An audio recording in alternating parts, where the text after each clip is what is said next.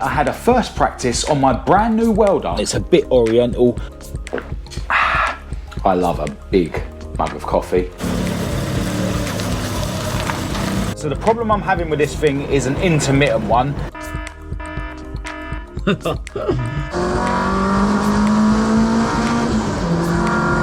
car is so fun to drive down these country lanes. I think my seat's a bit loose. I'm not actually sure if I've solved the issue.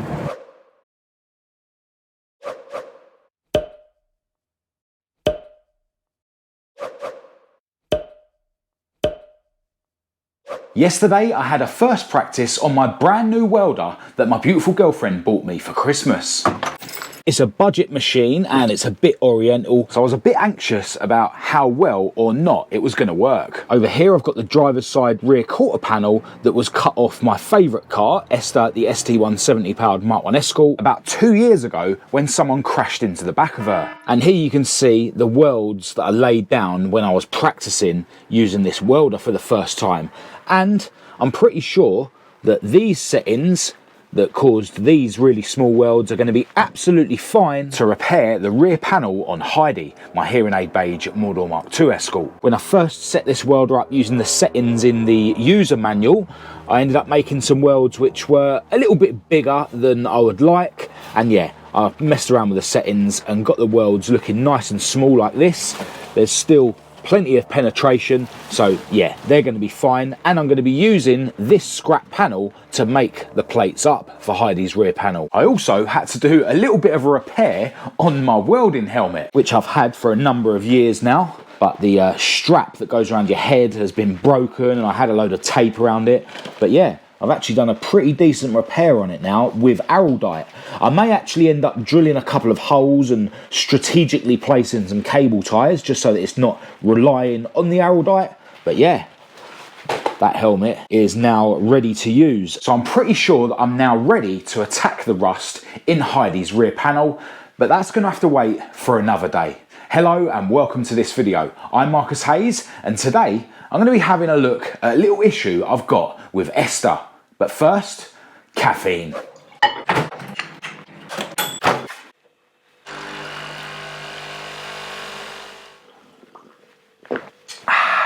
I love a big mug of coffee, but we have a wide range of different mugs available on my website at marcushayesuk.com, along with a ton of clothing and other cool products. Oh, and don't forget to check out petrolheadstyle.com for other car-themed clothing and products. Anyway, I'm going to drink this and then get round to my garage here at home, where we're going to dive into this issue I'm having with Esther.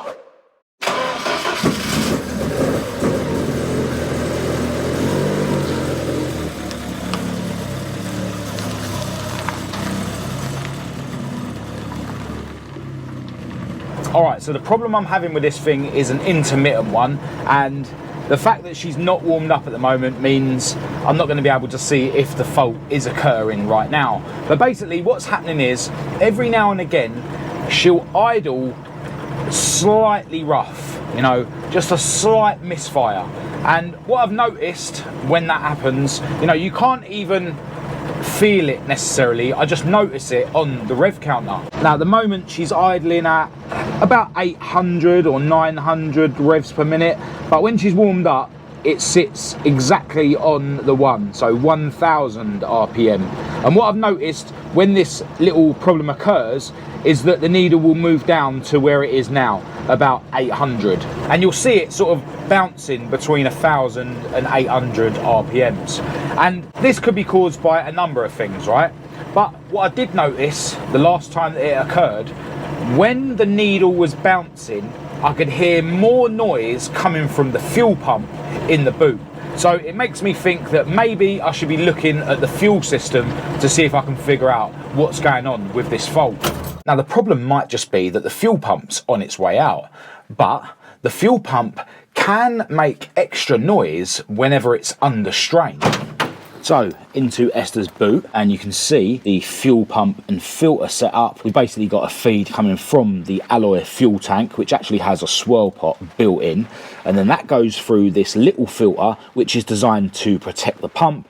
Then it goes through the pump and then goes towards the front of the car. This has got a feed and return on this fuel system because it's injection. And yeah, what I'm thinking is that maybe these fuel filters, which do have replaceable elements, are blocked. There's actually one fuel filter here, and there's also another one in the engine bay just before the throttle bodies. And this one is very tricky to get to. It's under there. Now, both the filters on this car haven't been changed since I fitted the ST170 setup, which was years ago now, so they probably are due changing. So what I'm thinking is maybe the fuel filters are slightly blocked, which is causing a little bit of restriction. Maybe, you know, they're blocked with debris or whatever, and when the debris is actually blocking the fuel system, it's then putting the fuel pump under more pressure, which is why when I'm getting the intermittent idle fault, I can hear the pump being a bit louder. So yeah, it's definitely something worth looking into before I start thinking that the pump is on its way out. So yeah, the plan today is to access both filters and yeah, just see what they look like. You can get replacement filters for these filter housings that I've got, but I'm not actually sure what micron my filters are, so I couldn't order them ahead of time. But you know what, chances are I might just be able to clean these filters out anyway and reuse them, and then just buy some new ones to replace at some point in the future. Luckily at the moment Esther doesn't have hardly any fuel in her tank at all, because I want to try and drain the fuel before I do this job. And the way I normally do that is I disconnect this pipe here, which is actually the outlet from the fuel rail. The fuel pressure regulator, which is this gizmo, should always be on the outlet of the fuel rail. So yeah, normally I undo this and then just stick a bottle or a hose going down to a jerry can in the end of this fuel pressure regulator, and then I just flick the key on to the first click, which obviously enables the electrics, and then the fuel pump just pumps the fuel out of there. But I reckon I might be able to drain the fuel another way, because if I put this jerry can in here, it might have to be the other way around. Just move this pipe out of the way. I should be able to just disconnect this pipe from the back of this filter. I can put a rag here just to catch any fuel that does drip out, and then just grab that pipe and stick it straight in that jerry can. And yeah, that should stop me spilling too much fuel, and it will save me having to pump the fuel all the way to the engine bay to drain it. Because if I did do it that way, then when I start dismantling this, there's still going to be fuel in the fuel lines going to the front of the car. Whereas if I do it this way, in theory, the fuel is going to be stopped here, and yeah, there won't be anything left in these fuel lines. So that's the plan. Let's see how well or not it goes. I removed Esther's spare wheel to make any spillages easier to wipe up, and then I wrapped some masking tape around the fitting on the fuel line going into the fuel filter to prevent scratching it with my spanner. Unfortunately, it took so long to unthread it that I ended up spilling loads of fuel. What a mess. Got fuel everywhere. Better get this cleaned up. I was going to undo this fitting next, but as the filter can only slide this way out of the bracket, that wouldn't work unless I undone this fitting as well. So instead, I decided to just undo the bracket itself, and then I could slide the bracket off of the filter this way. One of the bolts had a nut on the back of it. When I fitted this setup, it was way before I learned about riv nuts. This bolt here clamps the filter to the bracket, and here I just used a screw because that's where the chassis leg is, so I was unable to use a nut and bolt. With a bit of persuasion, I was able to slide the bracket off as planned, and then I used a spanner and some mole grips to unscrew the two halves of the filter casing from each other, which then gave me access to a spring and the replaceable filter. Alright, well, I've got the filter out, and you can definitely see that there's all bits of debris around it, but in general it doesn't look too bad at all. Yeah, just a couple of little bits. There are a couple of bits here as well, like this just fell out of it when I took it apart. I'm not sure what that is. looks like some sort of dried up sealer, to be honest. Yeah, and there's just like little bits of debris in general. There's a couple of sort of sparkly bits which I think has just come off of the threads, but yeah, I mean, definitely debris in there, but this is by no means fully clogged up. And to be honest, by the looks of this, I can definitely just clean this up and put it back in. Do you know what? I've actually changed my mind. I think now that I've got it apart, I may as well just be patient and order a new filter before I put it back together. But I do want to do the same thing with the filter in the engine bay. All right, there we go. Pretty impossible for me to film removing this, but essentially this is attached to the driver's side inner wing, just underneath the fourth trumpet there, with this coil bracket.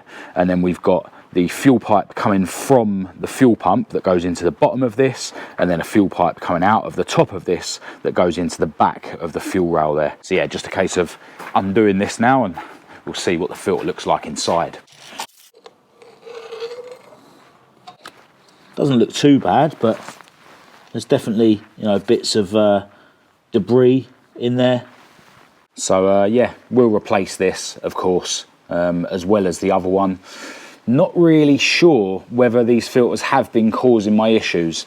I mean, we've definitely found some debris in both of the fuel filter housings, but nothing major that I would really expect to cause a blockage. But it is an intermittent fault at the end of the day. Also, with this one, I wouldn't really be able to tell whether all those tiny holes in there are sort of clogged or not, because you know, it's so sort of, the holes in it are so small. So maybe this is actually quite badly clogged. I mean, I've cleaned it out with brake cleaner now anyway, but yeah, who knows. I think the sensible thing is to just replace both of these filters before I go through the hassle of putting it all back together. And yeah, we'll just see after that whether the intermittent fault goes away or not. Now, I'm actually planning to take Esther to a car show this weekend. It's now Wednesday. So yeah, I'm going to get indoors and order these up and see if I can get them sent special delivery to get them here in time to put the car back together for that show. Hello, so a couple of days have passed and the postman's been, and he's delivered my brand new fuel filters. So we've got this 10 micron fuel filter that's going to go in the housing that was fitted in the engine bay, and then we've got this 100 micron filter that's going to go in the housing that was fitted inside the boot. These are exactly the same as the filters that are removed, bought them from the same company on eBay, and that's the same company that I bought all the fuel system plumbing bits from years ago when I put this setup in the car. So now it's just a case of putting this old banger back together with the brand new filters, and then we can see if the new filters have or not solved Esther's intermittent fault. This was going to be a reversal of the dismantling procedure, and the new filter for the engine bay came with 2 new O-rings. So I removed the O-ring from the filter casing, and then once the casing was cleaned, I tried fitting one of the new O-rings, but it seemed too big. In fact, both of the new O-rings were too big, so I decided to just reuse the old one, which was still in good condition anyway. I slid the new filter into place and then screwed the 2 halves of the casing together before getting the filter casing fitted back to Esther's inner wing. It was then time to crack on with the other filter. I pushed it into its spring, then put the spring into the housing and then screwed the 2 halves of the housing together before refitting the fuel line to the housing. But then I realised I'd forgotten to put the bracket on, so I had to take it all apart, put the bracket on and then put it all back together again, which meant I spilt even more fuel. Anyway, with all the hardware reinstalled, it was time to chuck a little bit of fuel in Esther's tank, and then I flicked the electrics on to test for leaks. And I decided to test for leaks at every single join in the fuel system, including in the engine bay.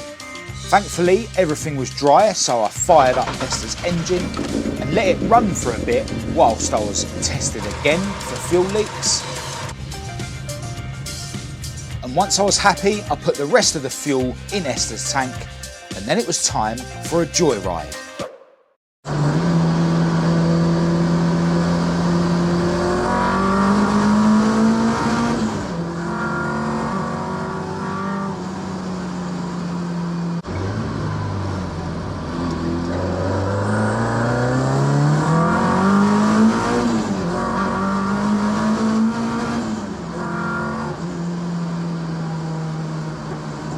This car is so fun to drive down these country lanes. Oh, even though this one's a bit too bumpy for this suspension.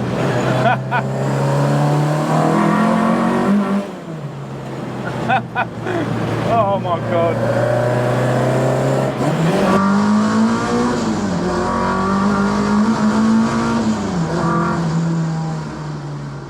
Oh, the noise this thing makes, I love it.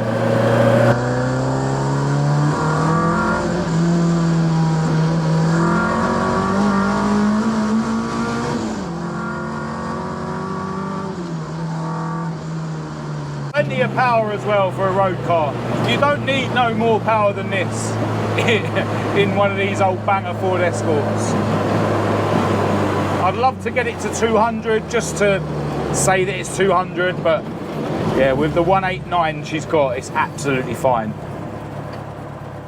Absolute joy to drive on the road.